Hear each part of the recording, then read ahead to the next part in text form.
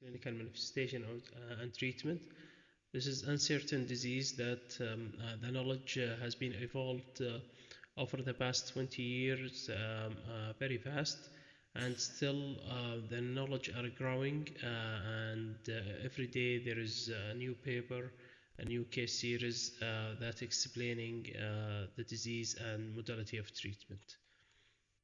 Start by disclosure. I don't have any disclosures. Before I start, I would like to share with you this momentum at National Guard Health Affairs. This week we are celebrating the new commissioning of new hospital in Taif City. It's King Salman bin Abdulaziz Specialist Hospital.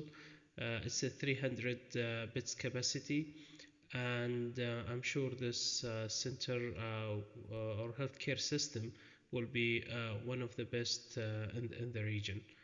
I would like to share with you this great news.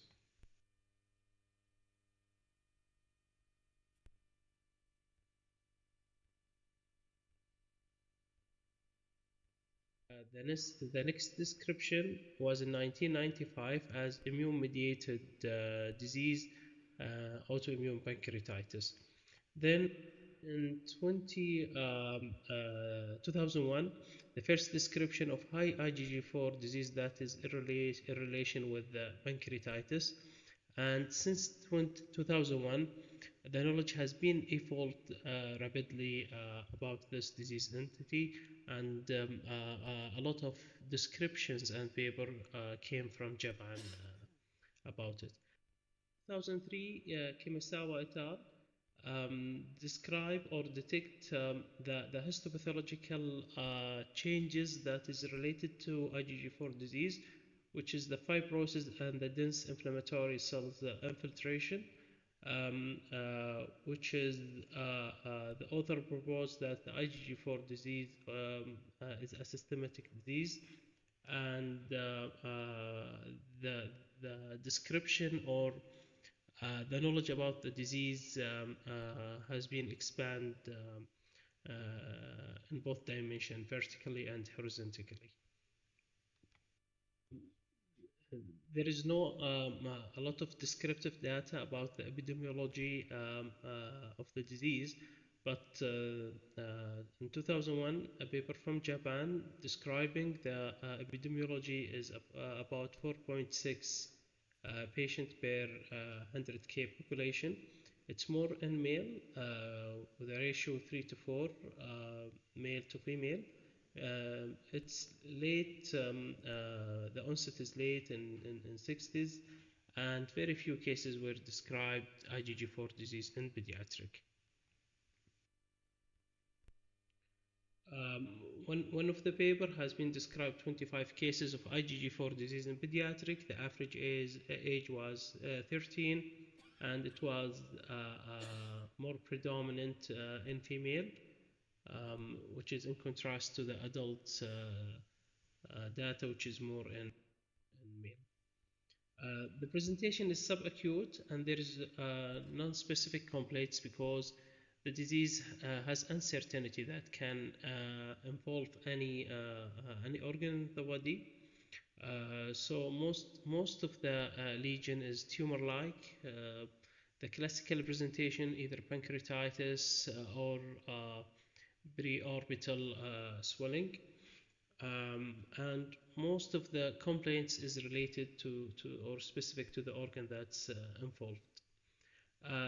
The mean numbers of organ involved was 3, but some report describing more than 10 organs involved per patient.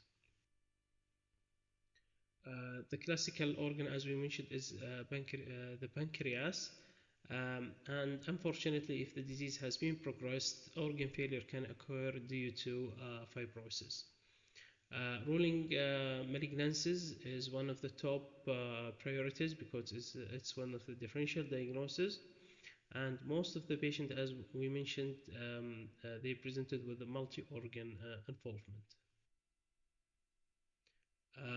Here we can see one of the cohort, the number of or the percentage of Organ involved, mainly it's described as preorbital or submandibular glands, pancreas, also abdominal pain, mostly due to retroperitoneal fibrosis.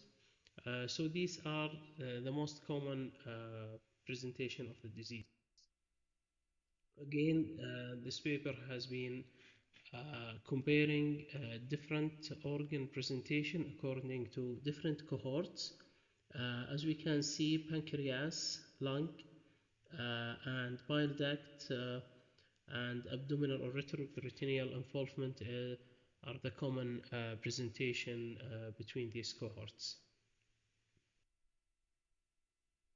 So, as we mentioned before, it's organ-specific complaints according to the organ involved. For example, if the lung involved, mostly the patient was presented with cough, dyspnea, chest pain.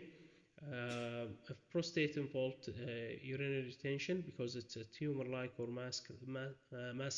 mass-like effect of the disease.